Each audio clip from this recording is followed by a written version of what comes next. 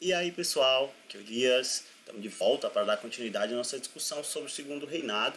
Então, na primeira aula, a gente falou sobre o contexto político, né, de desenvolvimento do segundo reinado, né, e o golpe da maioridade, como é que o Dom Pedro chegou ao poder, quais são as forças políticas que atuavam e disputavam o poder naquele momento. E comentamos também, né, como é que se deu a primeira eleição e a montagem, né, do modelo de Estado que seria levado a cabo aí pelo Dom Pedro II, né, ao longo de todo o segundo reinado, que é o modelo parlamentarista, né, no Brasil conhecido como parlamentarismo às avessas. Então, hoje a gente vai discutir outras questões também referentes ao segundo reinado de grande importância para entender esse período da história do Brasil, né, que é a gente vai comentar sobre o desenvolvimento do café, né, o café como elemento fundamental da economia brasileira durante o segundo reinado e que seria, na verdade, durante muito mais tempo, né, chegando inclusive até o século XX, como o principal produto de exportação brasileiro.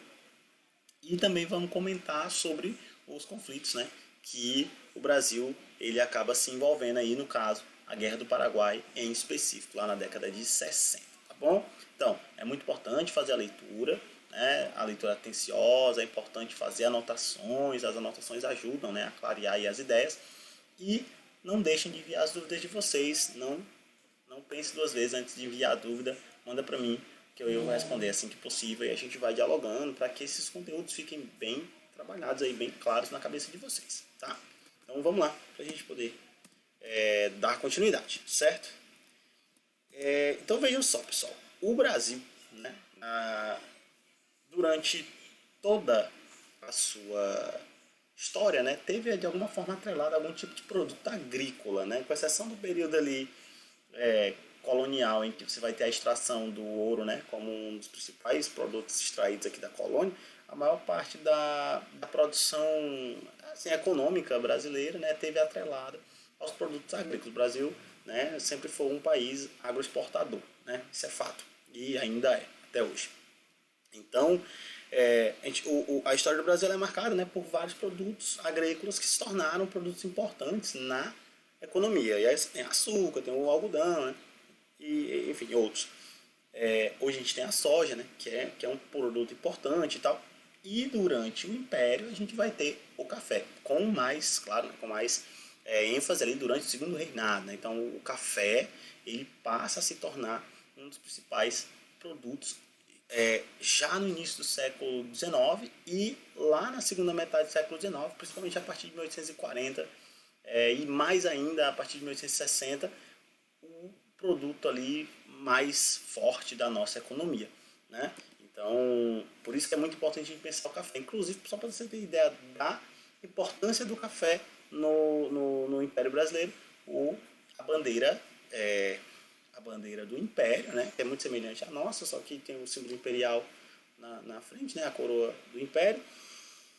Ele possuía lá um raminho de café, né? Que demonstrava aí a importância desse café para o Brasil, tá? Então, olha só, o café ele foi introduzido no Brasil, ele chega no Brasil lá mais ou menos no início do século XVIII e ele basicamente era um produto que era produzido assim, né, de forma muito localizada e basicamente para um consumo muito interno, né? Não havia ainda lá no século XVIII nenhuma pretensão de tornar o café um produto, né, um dos produtos de exportação brasileiro. Então, basicamente, plantava-se café de uma forma muito mais localizada e pontual do que algo mais amplo, né, com o objetivo de vender, exportar e tal. Né.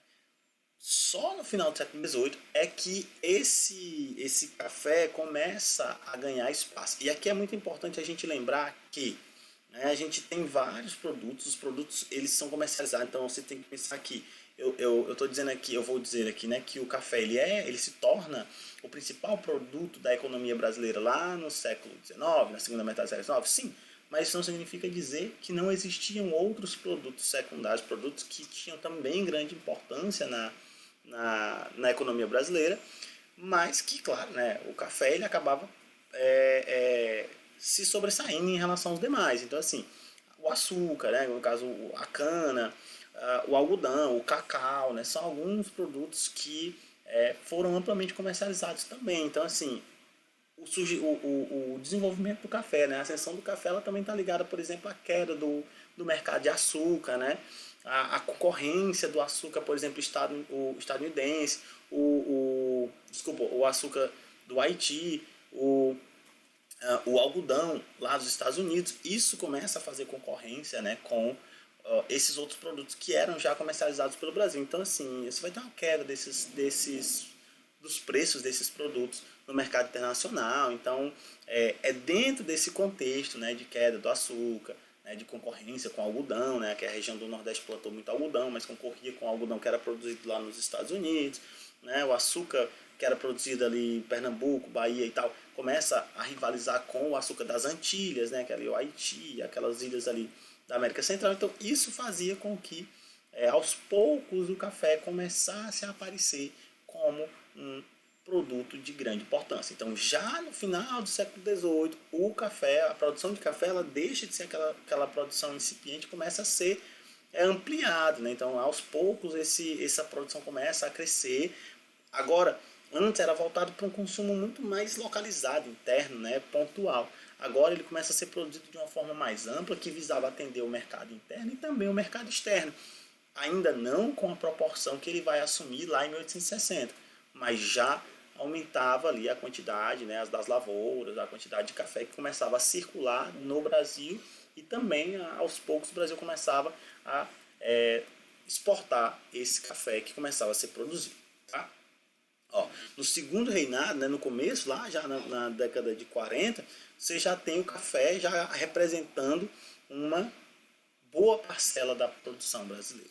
Né? Então, assim, já no segundo reinado, então, entre o final do século XVIII e meados do século XIX, o café ele vai ganhando importância numa velocidade bem rápida. Né? E aí, a partir de 1840, vamos colocar a partir de 1850, né, o café ele já representava o principal produto de exportação do Brasil, representando aí pelo menos 40% dessa exportação. Isso ainda ia aumentar mais, né? E aí veja só, o Brasil exportava muita coisa, lembra lá? Cacau, açúcar, algodão, as chamadas drogas do sertão, enfim, uma série de produtos que já eram exportados pelo Brasil.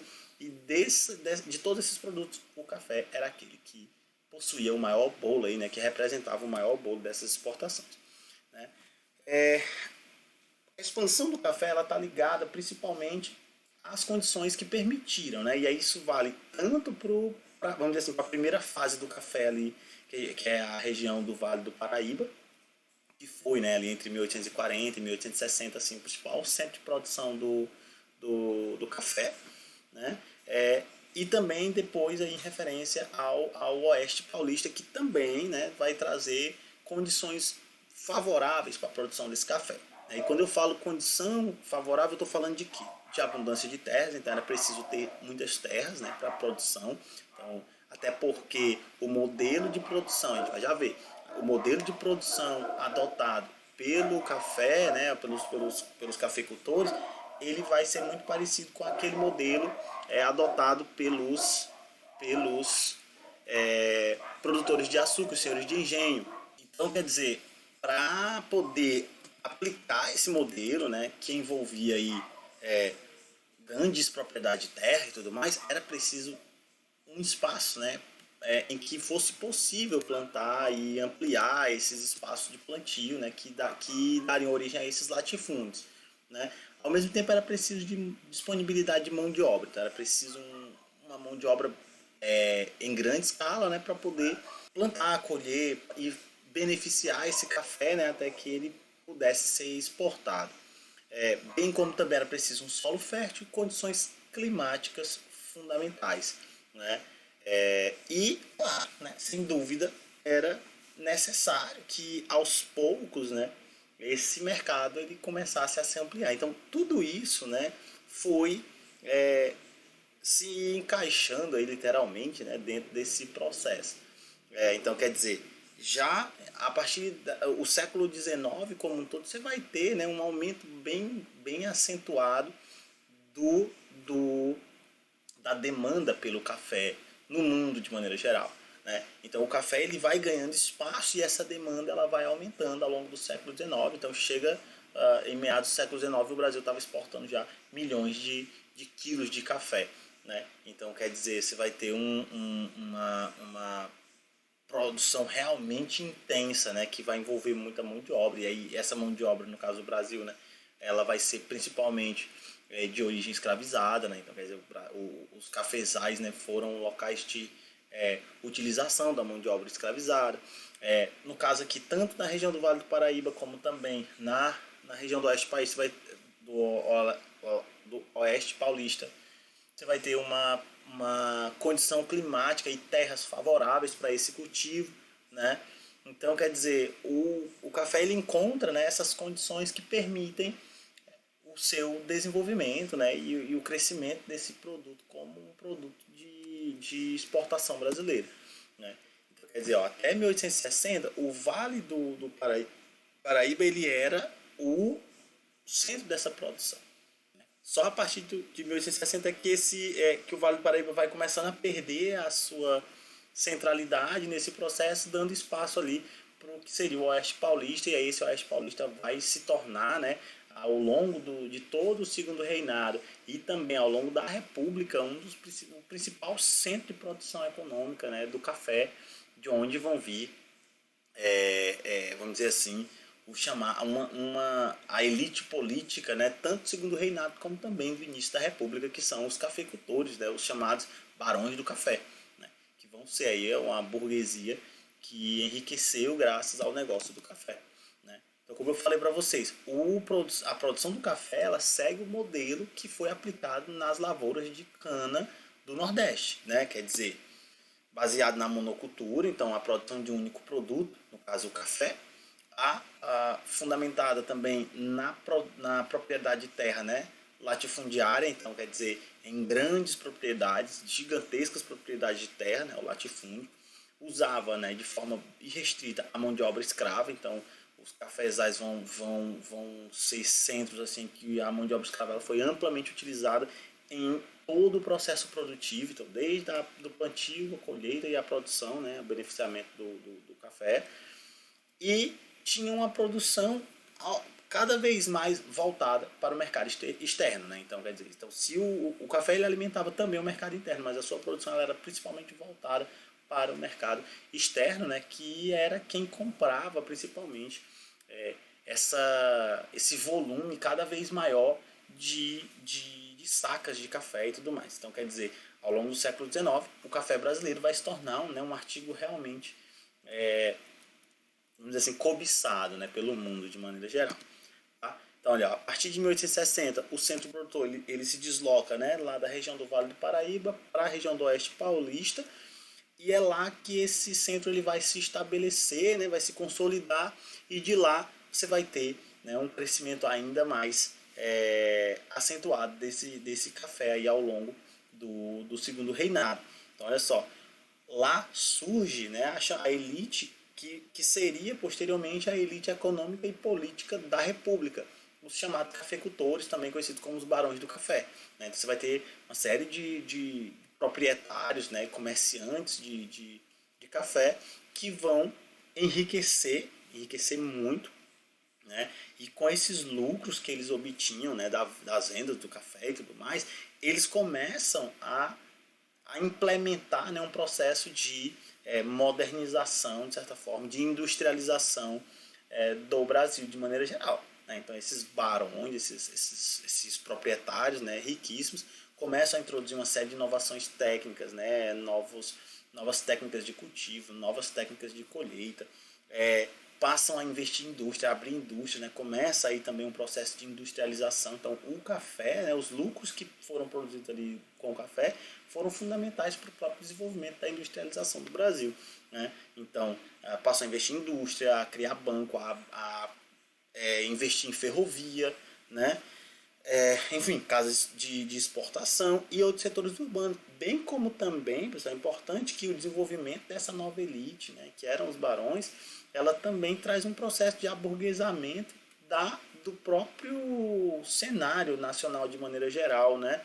Você vai ter uma influência aí desse processo de aburguesamento, um embelezamento das cidades que começa a se efetivar cada vez mais a partir da segunda metade do século XIX, né? Esses barões vão tentar reproduzir, de certa forma, um pouco daquela vida, né, que era esperada da Europa, e essa tentativa de implementar esse modo de vida vai se dar no Brasil de diversas formas, principalmente nessas cidades, nas maiores cidades, onde você tinha os centros, onde você tinha essas elites que participavam. Então, principalmente, né, a região ali centro-oeste, né, sudeste do Brasil, vai passar também por esse processo em decorrência, né, desse enriquecimento desses barões e tudo mais. Então tá aqui, ó, só para a gente poder conhecer como é que se dá o deslocamento da produção de café, né? Então você tinha aqui, ó, o café, né, no Rio de Janeiro e em São Paulo, ó, tá aqui, né? Início do século XIX, ele se concentrava principalmente aqui nessa região aqui, ó, né?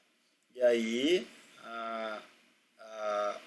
aos poucos essa produção ela vai migrando, né? Então começa aqui, né, região aqui centro-oeste, aqui vai descendo, centro-sul, né?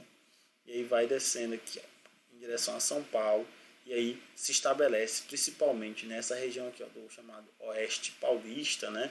E até 1935 aqui, essa vai ser a principal região produtora de café, né?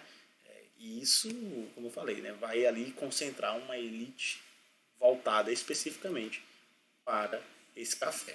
Aqui mais ou menos como é que se dava essa produção dos cafezais, né? Você tinha lá a plantio, colheita, né? Aí depois de colhido esse grão ele era separado, né? Depois ele era torrado, e aí você tinha o ensacamento, que seria para exportação. Tá? A maior parte desse trabalho ele era realizado, como eu falei, né, pela mão de obra escravizada de origem africana, né? Inclusive os barões do café foram, né, a principal motor de manutenção também, né, da escravidão, né? Então se representava uma elite muito política muito forte.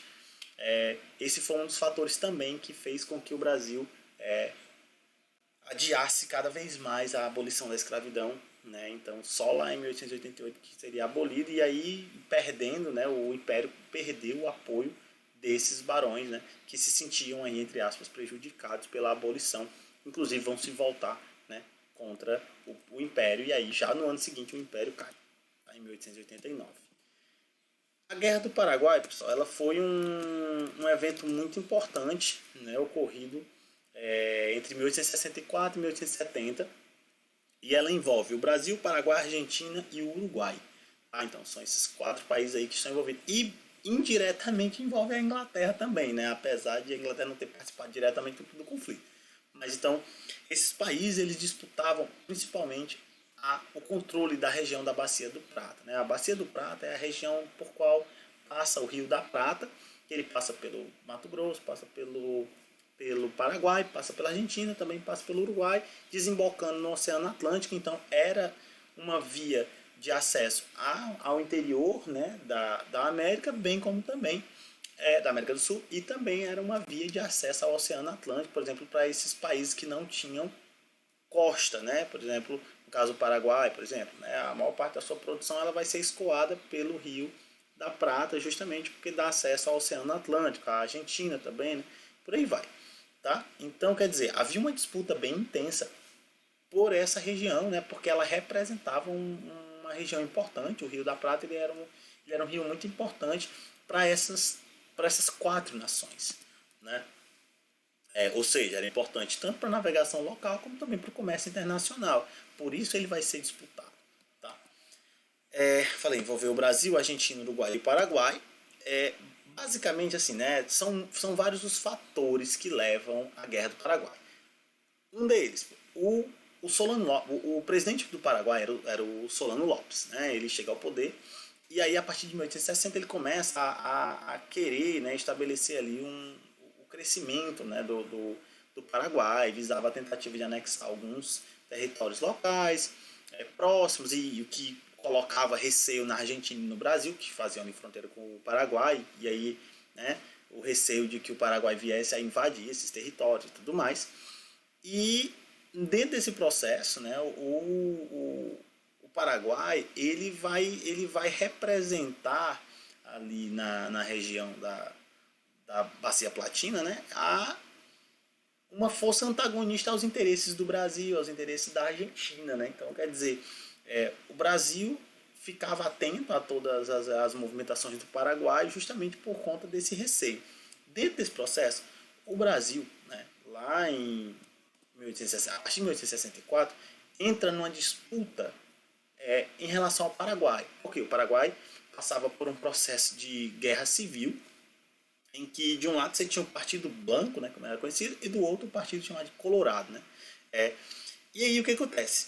O Partido Blanco havia conseguido chegar ao poder em 1864, o que vai aprofundar a crise entre Brasil e Uruguai. Por quê? Porque o governante lá, o Bernardo Berro, que pertencia ao Partido Blanco, ele aumenta uma série de impostos, né, sobre a migração ali na região, o gado, né, na região ali sul do Brasil, e passa também a proibir o uso de escravizados em território uruguaio, né? Porque naquela região ali, os fazendeiros da região sul, eles faziam um esquema de migração ali entre o Uruguai e o Brasil, e aí acabava comercializando escravos ali com aquela região mais fronteiriça. E com essa proibição, né, isso iria totalmente contra os interesses do Brasil. Isso vai levar o Brasil a apoiar o Venâncio Flores, né, que era representante aí do Partido Colorado. E aí o Brasil chega a enviar tropas, né, auxilia de fato o partido contrário ali ao Partido Blanco, Colorado. E isso vai contrariar os interesses do Paraguai. Por quê? Porque o Paraguai era aliado do Partido Blanco. Então, quer dizer, o Brasil, ao intervir na guerra, né, e enviando tropas e tudo mais para lutar pelo Partido Colorado, vai contrariar os interesses do Uruguai. Claro que via, né, a derrubada do Partido Blanco como uma ameaça também, claro, à sua hegemonia, já que eram próximos. Em 1864, então, quando o Brasil passa a se aliar, né, ao Colorado, o Paraguai rompe os laços diplomáticos com o Brasil e aprisiona um navio brasileiro, né? Era um navio mercante, só que ele vai acusar o Brasil, né, a desconfiança era de que o navio mercante ele possuísse também armas, e aí por conta disso teria ficado preso lá no Rio Paraguai. Claro que o Brasil não curtiu muito a ideia, né? E aqui as tensões já se acentuavam cada vez mais. Vamos dizer assim, o estopim do processo é quando o Paraguai então resolve invadir o Mato Grosso. Né? E aí ao tentar invadir o Mato Grosso, o Solano Lopes inclusive chega a também declarar guerra à Argentina, porque passa por dentro do território argentino sem autorização. E aí é dentro desse contexto que se inicia a Guerra do Paraguai. Então essa guerra duraria, né, até 1870.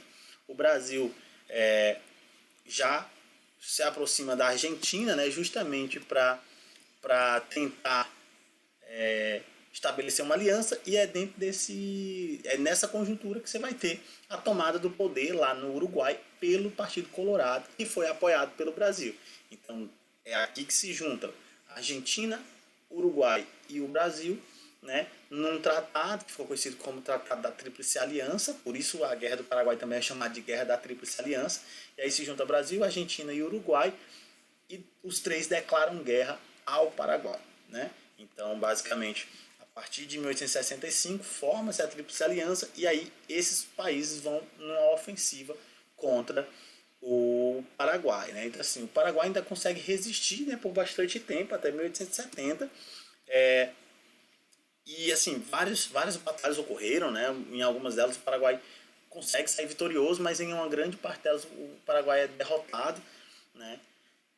E a guerra mesmo ela só vai acabar lá em 1870, né? Quando definitivamente o Solano Lopes morre, né?